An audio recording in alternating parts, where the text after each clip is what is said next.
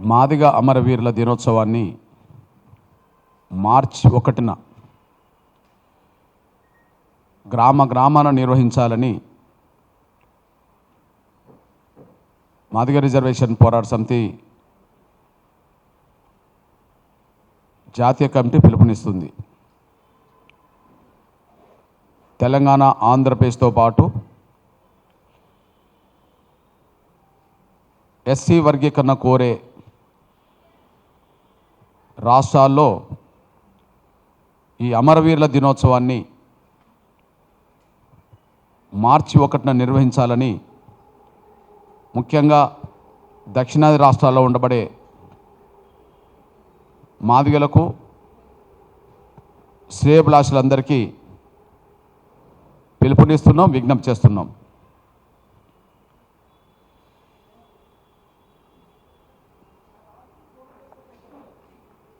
మాదిగ అమరవీరుల కుటుంబాలను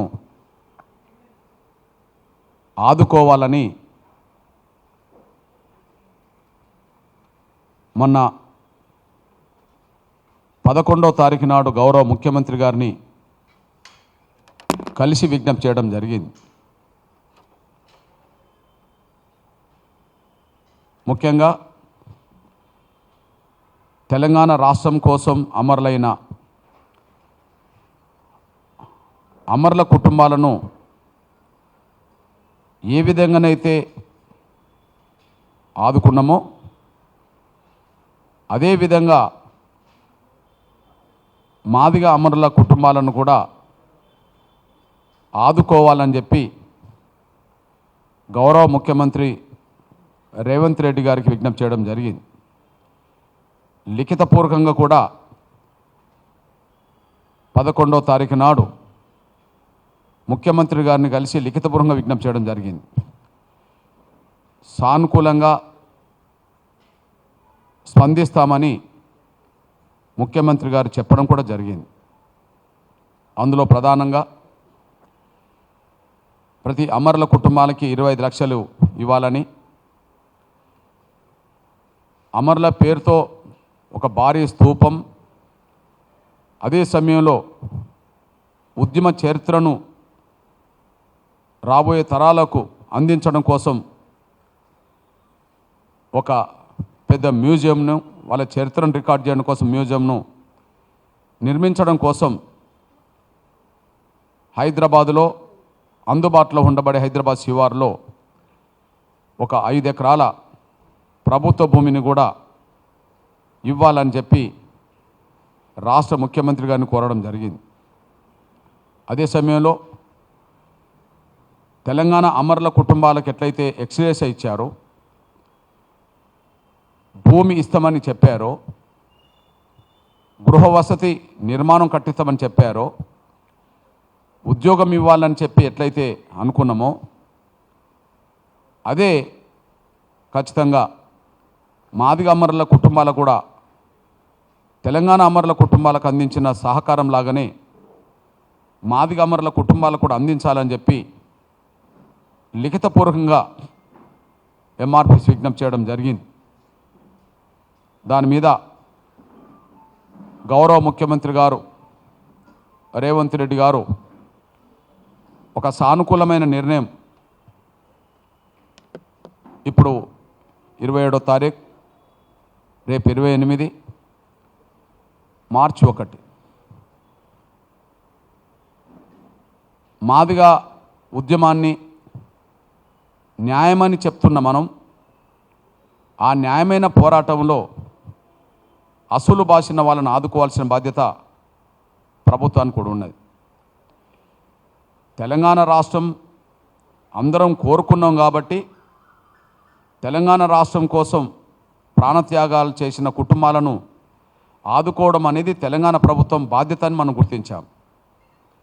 అట్లనే ఎస్సీ రిజర్వేషన్ల వర్గీకరణను కోరుకుంటున్న వాళ్ళే ఈ రాష్ట్రాన్ని పరిపాలిస్తున్నప్పుడు, మరి న్యాయమని ప్రభుత్వం అనుకుంటున్నప్పుడు ఆ న్యాయం కోసం, ఆ న్యాయాన్ని సాధించడం కోసం తమ విలువైన ప్రాణాలు కోల్పోయిన వాళ్ళని, ఆ కుటుంబాలని అన్ని రకాలుగా ఆదుకోవాల్సిన బాధ్యత చేయూతనివ్వాల్సిన బాధ్యత, వారిని నిరంతరం స్మరించుకునే విధంగా చూసుకోవాల్సిన బాధ్యత రాష్ట్ర ప్రభుత్వం మీద, గౌరవ ముఖ్యమంత్రి రేవంత్ రెడ్డి గారి మీద ఉన్నదనే విషయం కూడా గుర్తు చేస్తున్నా.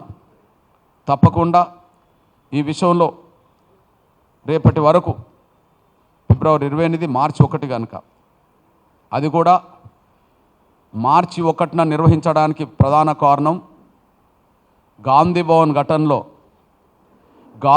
ఘటనలో అమరులైన సురేందర్, దామోదర్, మహేష్ మాదిగల మరణించిన ఆ సమయమే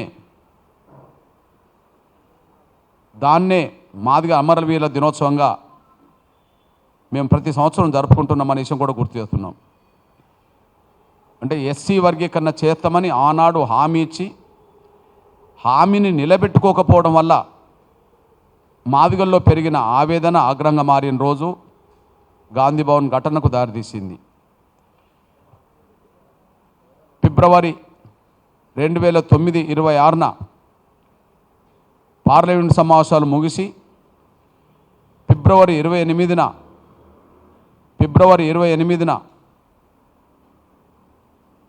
యూపీఏ చైర్పర్సన్ శ్రీమతి సోనియా గాంధీ గారు పరేడ్ గ్రౌండ్లో బహిరంగ సభకు వచ్చిన సమయంలోనే పరేడ్ గ్రౌండ్లో ఎంఆర్పిఎస్ నిరసన జరిగింది. అదే రోజు ఎంఆర్పిఎస్ కార్యకర్తలు వాళ్ళ ఆవేదన ఆగ్రహంగా మారడం వల్ల గాంధీ భవన్ ఘటన జరిగింది. ఆ గాంధీ భవన్ ఘటన ఫిబ్రవరి 28 జరిగితే సురేందర్ మరణించింది మార్చి 1. అందువలనే కాంగ్రెస్ ఇచ్చిన హామీని నిలబెట్టుకోవడంలో జరిగిన జాప్యం, నిర్లక్ష్యం వల్లనే ఆ రోజు ఆ ఘటన జరిగిందనే విషయం మరొకసారి గుర్తు చేస్తూ, మరి అమరుల కుటుంబాలను ఆదుకోవడానికి సోదరులు ముఖ్యమంత్రి రేవంత్ రెడ్డి గారు పెద్ద మనసుతో స్పందించాలని మేము గుర్తు చేసి వచ్చాం.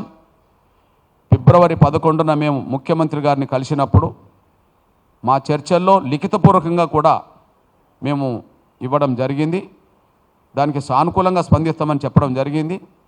బహుశా మార్చి 1 లోపు రేపటి వరకు ఆ విషయంలో సానుకూలంగా స్పందించాలని, ఆ కుటుంబాలను ఆదుకునే పెద్ద మనసుతో ముందుకు రావాలని చెప్పి నేను గౌరవ రేవంత్ రెడ్డి గారికి విజ్ఞప్తి చేస్తున్నా.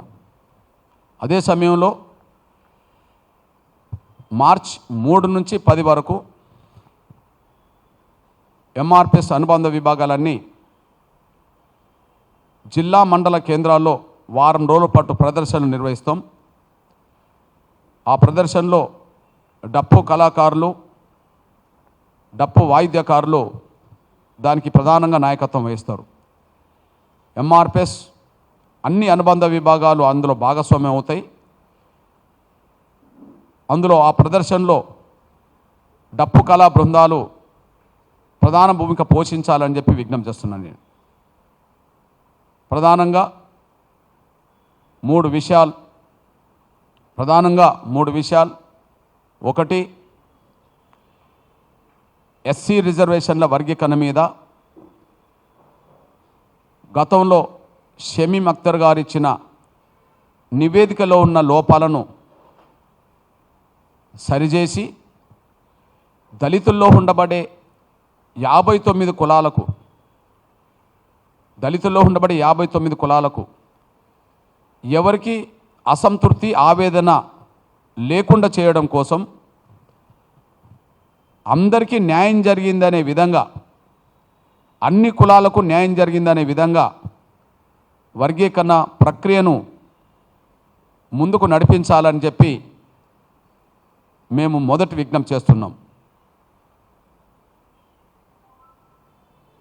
గతంలో షమీమ్ అఖ్తర్ గారు ఇచ్చిన నివేదికలో లోపాలను అధ్యయనం చేయకుండానే సబ్ కమిటీ ఆమోదించింది, క్యాబినెట్ ఆమోదించింది, శాసన మండలి శాసనసభ కూడా ఆమోదించింది.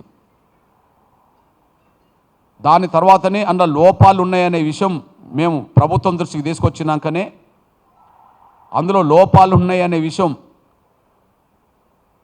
ఆ లోపాలు తలెత్తడానికి, కమిషన్ నివేదికలో లోపాలు తలెత్తడానికి కారణాలు ఏమైనా కావచ్చు.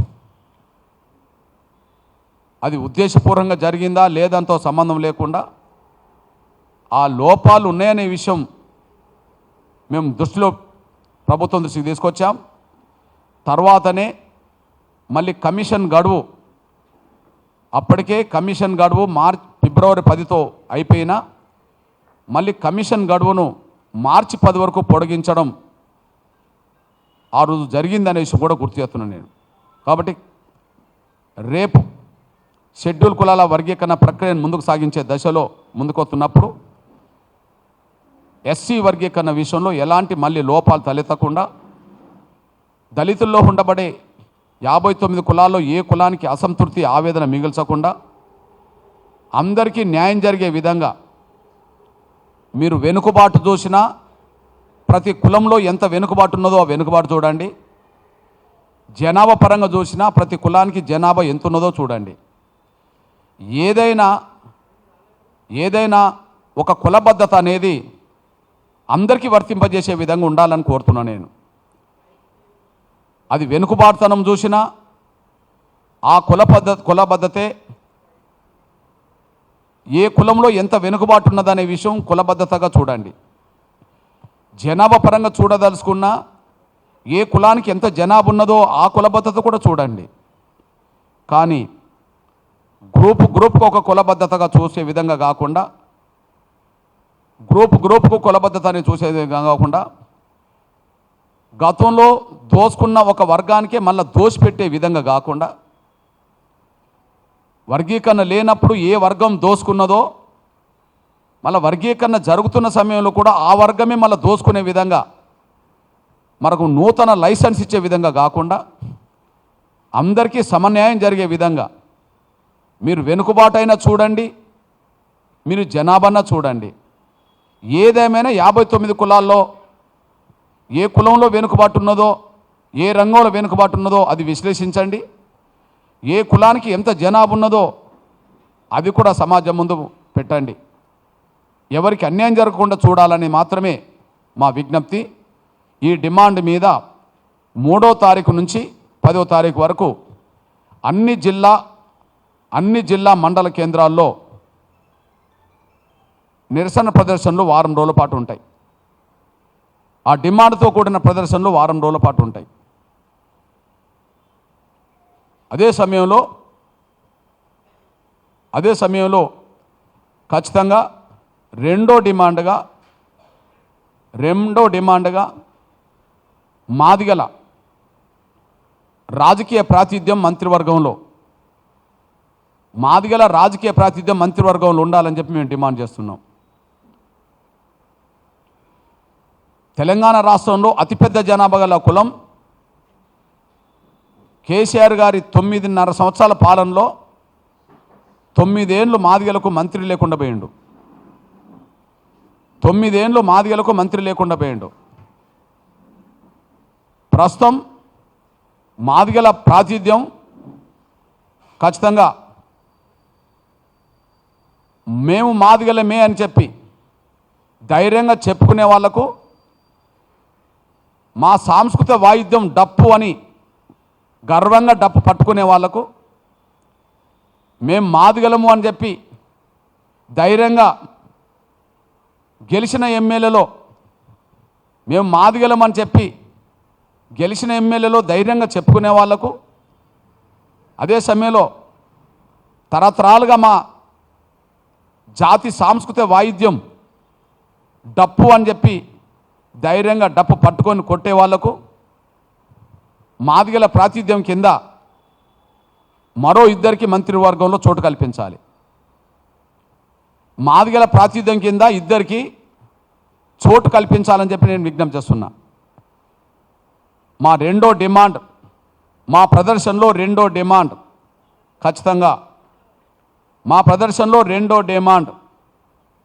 ఖచ్చితంగా మంత్రివర్గంలో మరో 2 మాదిగలకు ప్రాతినిధ్యం ఉండాలనేది మా రెండో డిమాండ్ కూడా చెప్తున్నాను నేను. మూడోదిగా ఖచ్చితంగా ఎస్సీ రిజర్వేషన్ల వర్గీకరణలో 3 గ్రూపులు కాదు 4 గ్రూపులు ఉండాలని, గతంలో ఏబిసిడి ఉన్నట్టుగానే మళ్ళీ ఏబిసిడి ఉండాలని,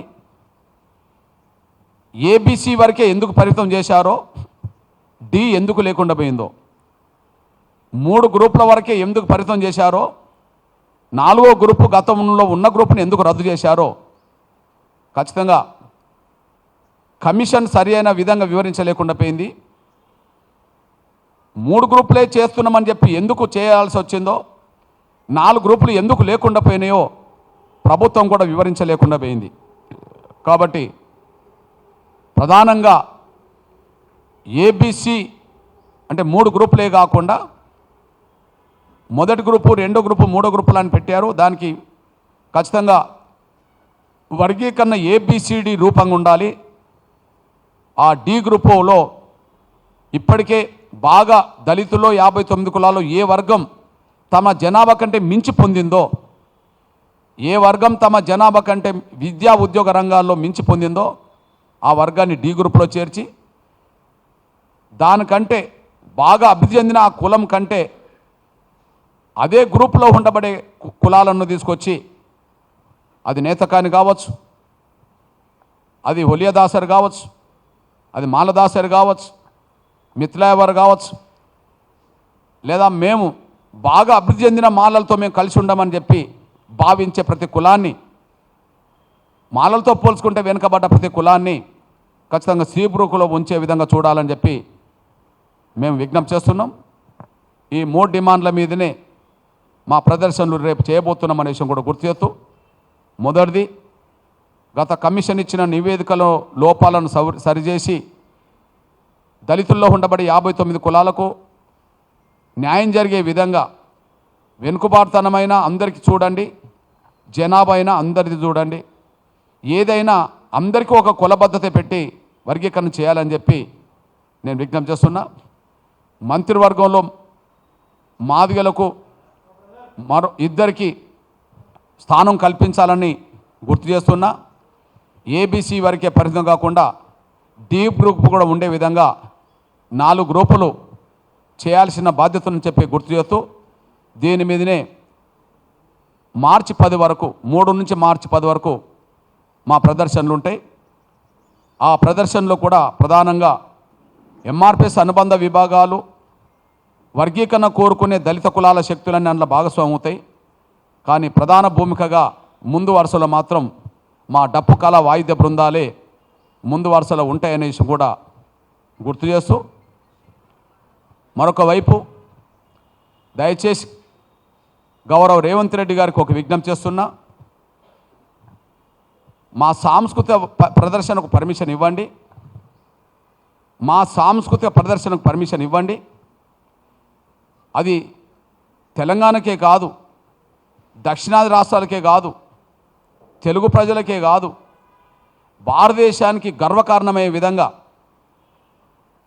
భారతదేశానికే గర్వకారణమయ్యే విధంగా లక్షల డప్పులతో సాంస్కృతిక ప్రదర్శనను నిర్వహిస్తాం. అది తెలంగాణ రాష్ట్రంలో జరిగితే గౌరవ ముఖ్యమంత్రి గారికి ఆ గౌరవం దక్కుతుంది, విలువ ఉంటుంది, ప్రభుత్వానికి విలువ ఉంటుంది, గౌరవం ఉంటుంది. హైదరాబాద్ నగరం పేరు కూడా ప్రపంచంలో మారుమోగడానికి దారితీస్తుంది. ఎందుకంటే ప్రపంచంలో ఎక్కడ కూడా అన్ని చోట్ల వాయిద్యాలు ఉన్నా ఒకే చోటికి లక్షల సంఖ్యలో వాయిద్యాలు చేర్చి ఒక ప్రదర్శన చేసిన చరిత్ర ప్రపంచంలో ఎక్కడ కనిపించట్లేదు. అది హైదరాబాద్ నగరంలో జరగబోయే ప్రదర్శన కనుక అది తెలంగాణకు, హైదరాబాదుకు, ముఖ్యమంత్రిగా మీకు గౌరవంగా ప్రపంచంలో గొప్పదనం గౌరవం దక్కుతుంది. అది మన తెలుగు ప్రజలకు దక్కుతుంది, అది దేశానికి దక్కుతుంది. ఆ గౌరవం దక్కించే విధంగా ఆ ప్రదర్శన చేస్తాం. ఆ ప్రదర్శన అనే అంశం అది వర్గీకరణ అంశంతో ముడిపడి చూడొద్దని, ఆ ప్రదర్శన అనే అంశం అది వర్గీకరణ అంశంతో ముడిపడి చూడొద్దని దయచేసి ఇప్పటికే ఫిబ్రవరి 7న జరగడానికి లక్షల డప్పుల కార్యక్రమం పెట్టినప్పుడు చాలా గ్రామాల్లో మాదిగ యువత మాదిగ పెద్దలు అప్పటికే ఉన్న డప్పులకు తోడు కొత్త డప్పులు వేల సంఖ్యలో లక్షల సంఖ్యలో తీసుకోవడం జరిగింది. అది మాదిగల్లో ఉండబడే ఒక సాంస్కృతిక చైతన్యం మొదటిసారి బయటకు వచ్చింది. మాదిగల్లో ఒక సాంస్కృతిక చైతన్యం బయటకు వచ్చింది. ఖచ్చితంగా మన డప్పు మనం కొట్టాల్సిందే, మన డప్పు కొట్టడానికి మనం హైదరాబాద్ పోవాల్సిందే అనే ఒక ఆలోచన మాదిగల్లో బాగా పెరిగింది.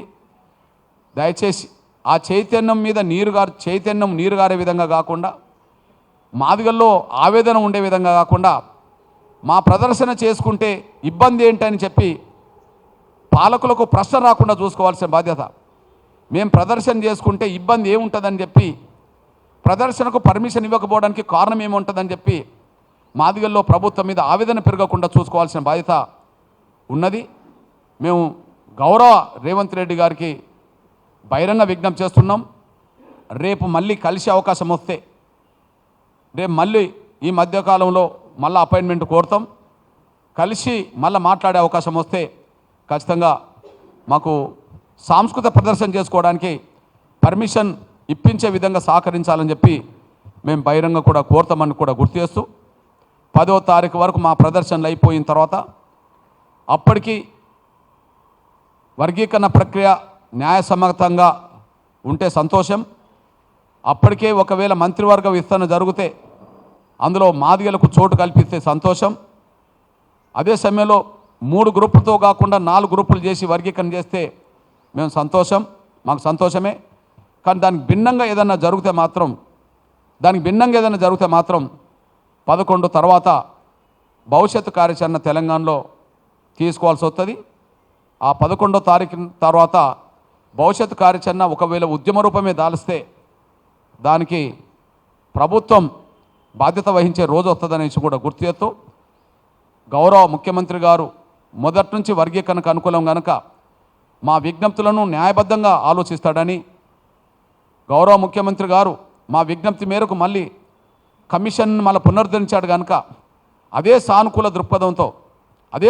దృక్పథంతో ఖచ్చితంగా ఇప్పుడు మేము ఏ విజ్ఞప్తులు అయితే చేశామో ఆ విజ్ఞప్తులను సానుకూలంగా అర్థం చేసుకొని ప్రభుత్వ పరంగా మాకు సహకారం అందించాల్సిందిగా, తీసుకోవాల్సిన నిర్ణయాలు కూడా మా విజ్ఞప్తులకు అనుగుణంగా పరిశీలించి తీసుకోవాల్సిందిగా నేను విజ్ఞప్తి చేస్తున్నాను, గుర్తు చేస్తున్నాను. ధన్యవాదాలు.